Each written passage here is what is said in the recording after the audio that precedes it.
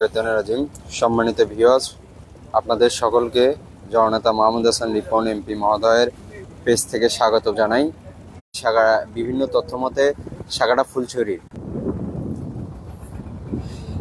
আমরা ইতিমধ্যে বিভিন্ন তথ্য থেকে জেনেছি সাগাটা ফুলছড়ির প্রায় 50% মানুষ বন্যায় কবলিত।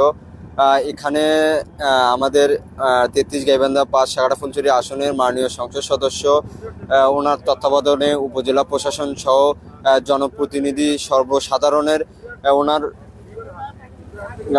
ওনার কথা অনুযায়ী সার্বক্ষণিক মনিটরিং চলছে এবং তারই ধারাবাহিকতায় মনিটরিংয়ের পাশাপাশি সার্বক্ষণিক শুকনা খাদ্য সামগ্রী অর্থাৎ ত্রাণ বিতরণ কার্যক্রম অব্যাহত রয়েছে।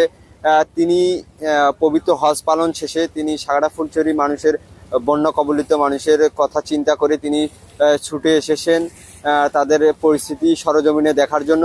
তিনি ইতিমধ্যেই তার কথা অনুযায়ী তার মাধ্যমে উপজেলা প্রশাসন সহ সবাই সার্বক্ষণিক মনিটরিং করছে, ত্রাণ বিতরণ অব্যাহত রয়েছে। তারই ধারাবাহিকতায় আজকে তিনি অবস্থান করেছেন। এই যে যমুনা আপনারা দেখতে পাচ্ছেন পুরোটি একদম পানিতে ভরপুর হয়ে গেছে, প্রায় 50% মানুষ এখনো বন্যায় কবলিত। ওই পরিস্থিতি দেখার জন্য তিনি ইতিমধ্যে আজকে ত্রাণ বিতরণ ও পরিস্থিতি পর্যবেক্ষণ করার জন্য তিনি আজকে যাচ্ছে ট্যাংরাকান্দির চর। আমরা ইতিমধ্যে দেখতে পাচ্ছি যে উনি এই যে পরিদর্শন করছেন, এখানে উপস্থিত রয়েছে উপজেলা নির্বাহী কর্মকর্তা সহ বিভিন্ন সংশ্লিষ্ট অনেক কর্মকর্তা এখানে উপস্থিত রয়েছেন। তিনি পবিত্র হজ পালন শেষেই সাগাটা ফুলছড়ি মানুষের কথা চিন্তা করে তিনি সরজমিনে এখানে উপস্থিত হয়েছেন বন্যা কবলিত মানুষের খোঁজ খবর নেওয়ার জন্য।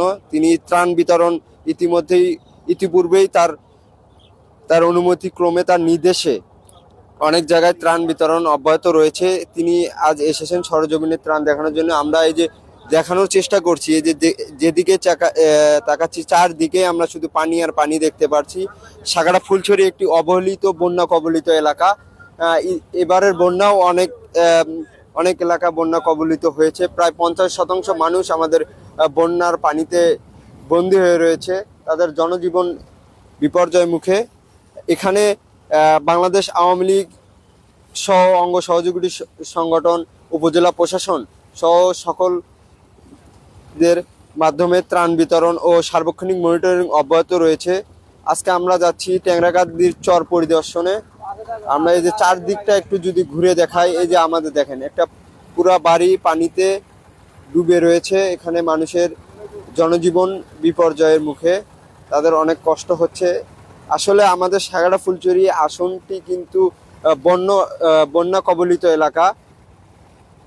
এবারও বন্যাতেই প্রায় 50% মানুষ বন্যার পানিতে রয়েছে। সার্বক্ষণিক পরিদর্শনের অব্যাহতি রয়েছে। ইতিমধ্যেই জননেতা মাহমুদ হাসান রিপন এমপি মহোদয় তিনি পরিদর্শন করছেন। তিনি সার্বক্ষণিক মনিটরিংয়ের পাশাপাশি আজ তিনি এসেছে সরাসরি পরিদর্শনের জন্য।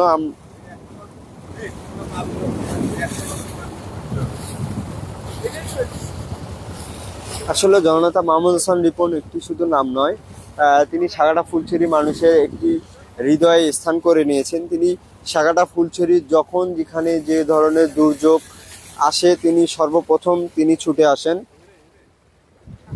এই যে দেখানো আমরা ইতিমধ্যে উপস্থিত হয়েছি। এই যে দেখেন একটি বাড়ির উঠানে পানি একদম যেখানে সই।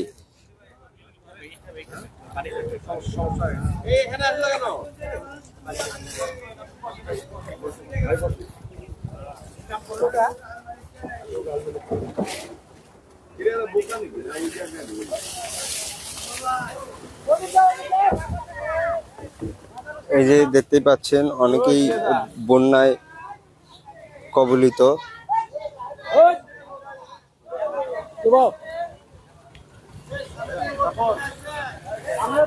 এই যে উনি মলা ভাই